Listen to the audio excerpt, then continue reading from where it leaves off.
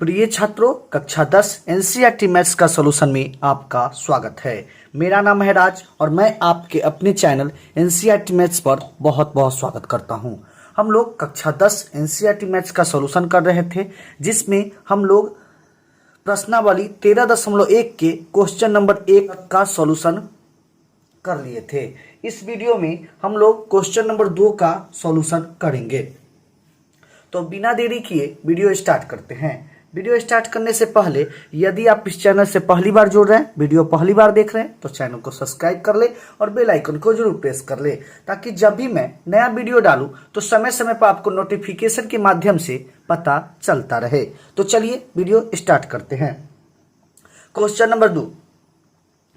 Question क्या कह रहा है? क्वेश्चन आपके स्क्रीन पर दिख रहा होगा। क्वेश्चन, एक इंजीनियरिंग के विद्यार्थी रचेल से एक पतली एल्युमिनियम की शीट का प्रयोग करते हुए एक मॉडल बनाने को कहा गया, जो एक ऐसे बेलन के आकार का है जिसके दोनों सिरों पर शंकु जुड़े हुए हैं। इस मॉडल का व्यास 3 सेंटीमीटर है और इसकी लंबाई 12 सेंटीमीटर है। यदि प्रत्येक शंकु की ऊंचाई 2 सेंटीमीटर है तो रचेल द्वारा बनाए गए मॉडल में अंतर्विष्ट हवा का आयतन ज्ञात कीजिए। तो जो मॉडल बनाने को कहा गया है, जो बेलन के आकार का है जिसका दोनों सिरा शंकु है, वह बना लेते हैं। जो रचेल को मॉडल बनाने को कहा गया वह कुछ इस प्रकार है। बीच में बेलन के आकार का है, दोनों सिरा शंकु है। क्लियर है? जिसमें मॉडल का व्यास 3 सेंटीमीटर दिया हुआ है। मॉडल का जो व्यास है वह 3 सेंटीमीटर है और इसकी ऊंचाई 12 सेंटीमीटर है। तो मॉडल की ऊंचाई 12 सेंटीमीटर और मॉडल का जो व्यास है वह 3 सेंटीमीटर है। तो जो क्वेश्चन में कह रहा था वह हम चित्र बना लिए। क्लियर है? अब जो क्वेश्चन में दिया हुआ है वह लिख लेते हैं। दिया है क्वेश्चन में मॉडल का व्यास दिया हुआ है।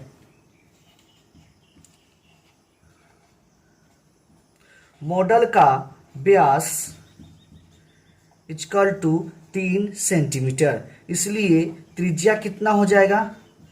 त्रिज्या इक्वल टू व्यास बटा 2। व्यास कितना है? 3/2 सेंटीमीटर। क्लियर है? मॉडल की लंबाई 12 सेंटीमीटर दिया हुआ है।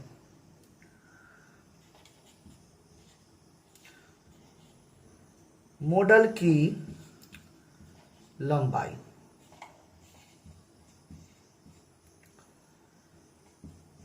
12 सेंटीमीटर। मॉडल की लंबाई 12 सेंटीमीटर दिया हुआ है। प्रत्येक शंकु की ऊंचाई 2 सेंटीमीटर है। शंकु की ऊंचाई, जिसको हम h से दर्शाते हैं, h इक्वल टू 2 सेंटीमीटर। त्रिज्या को r से दर्शाते हैं, r equal to 3/2 centimetre. Clear है?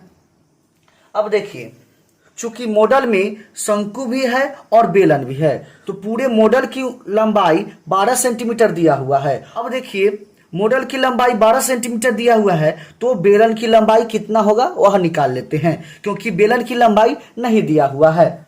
तो इसलिए बेलन की लंबाई कितना हो जाएगा? अब देखिए, टोटल लंबाई मॉडल का 12 सेंटीमीटर दिया हुआ है। प्रत्येक शंकु की ऊंचाई 2 सेंटीमीटर दिया हुआ है। नीचे भी 2 सेंटीमीटर, ऊपर भी 2 सेंटीमीटर। तो क्या करेंगे? टोटल लंबाई में से दोनों शंकु की ऊंचाई जोड़कर घटा लेंगे तो बचेगा वह बेलन की लंबाई होगा। क्लियर है? देखिए, टोटल लंबाई 12 दिया हुआ है, जिसमें से शंकु की ऊंचाई 2 सेंटीमीटर नीचे से और शंकु की ऊंचाई 2 सेंटीमीटर ऊपर से, दोनों को जोड़कर टोटल लंबाई में से घटा लेंगे तो बच जाएगा, बेलन की लंबाई बच जाएगा। क्लियर है? तो लिख लेते हैं, बेलन की लंबाई बराबर 12 सेंटीमीटर टोटल ऊंचाई हो गया, माइनस 2 सेंटीमीटर शंकु की ऊंचाई ऊपर से जोड़ 2 सेंटीमीटर शंकु की ऊंचाई नीचे से। क्लियर है? तो कितना हो जाएगा 12 minus 2 2 4 equal to 8 centimetre. Clear है? 8 सेंटीमीटर। इसलिए मॉडल में अंतर्विष्ट हवा का आयतन इक्वल टू, अब देखिए मॉडल बनाने में 2 शंकु का प्रयोग किया गया है और एक बेलन का। क्लियर है? मॉडल बनाने में 2 शंकु का प्रयोग किया गया है और एक बेलन का। क्या करेंगे, दोनों शंकु का आयतन और बेलन के आयतन दोनों जोड़कर निकाल लेंगे तो पूरे मॉडल का आयतन निकल जाएगा। क्लियर है? दोनों शंकु का आयतन और बेलन का आयतन जोड़कर निकाल लेंगे तो पूरे मॉडल का आयतन निकल जाएगा, क्योंकि मॉडल में 2 शंकु है और एक बेलन है। तो लिख लेते हैं, बेलन का आयतन जोड़ दोनों शंकु का आयतन। क्लियर है? दोनों शंकु का आयतन। तो बेलन का आयतन कितना हो जाएगा, बेलन का आयतन पाई आर स्क्वायर एच जोड़ दोनों शंकु का आयतन, तो 2 गुना शंकु का आयतन 1/3 पाई आर स्क्वायर एच। क्लियर है? बेलन का आयतन पाई आर स्क्वायर एच प्लस 2 गुना शंकु का आयतन 1/3 पाई आर स्क्वायर एच। क्लियर है? उम्मीद करते हैं आपको फॉर्मूला याद होगा। यदि नहीं याद है तो पूरे फॉर्मूला का वीडियो बना दिया गया है, लिंक आपके डिस्क्रिप्शन में उपलब्ध है। क्लियर है? अब देखिए बेलन की लंबाई जो 8 सेंटीमीटर है उसको हम h2 मान लेते हैं और शंकु की ऊंचाई जो 2 सेंटीमीटर है उसको h1 मान लेते हैं। क्लियर है? तो बेलन का आयतन पाई आर स्क्वायर h2 प्लस 2 गुने 1/3 पाई आर स्क्वायर h1। क्लियर है? यहाँ पे बेलन की लंबाई और ऊंचाई एक ही हो जाएगा, जो ऊंचाई होगा वही लंबाई होगा। क्लियर है? तो हम बेलन की ऊंचाई h2 मान लिए और शंकु की ऊंचाई h1 मान लिए, मान रखने में आसानी होगा। क्लियर है? अब दोनों में जो कॉमन मिल रहा है वह कॉमन ले लेते हैं, तो दोनों में पाई कॉमन मिल रहा है, उसके बाद आर स्क्वायर।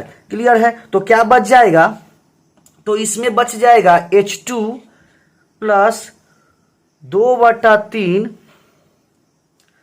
h1 बच जाएगा। क्लियर है? जो मान दिया हुआ है वह रख लेंगे। तो पाई का मान कितना है 22/7 गुने आर स्क्वायर, आर का मान कितना है 3/2 का स्क्वायर। क्लियर है? गुना h2 का मान कितना है 8 सेंटीमीटर, 8 प्लस 2/3 गुने h1 का मान कितना है 2। क्लियर है? तो कितना हो जाएगा 22/7 गुने, इसको गुना कीजिएगा 3 तिहाई 9 और 2 दूना 4, 9/4 गुने 8 प्लस 2 दूना 4/3। क्लियर है?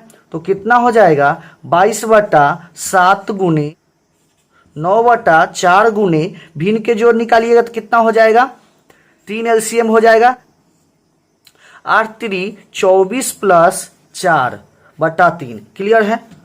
अब इसको मिटा देते हैं, तो 22/7 गुने 9/4 गुने 24 4 28/3। क्लियर है?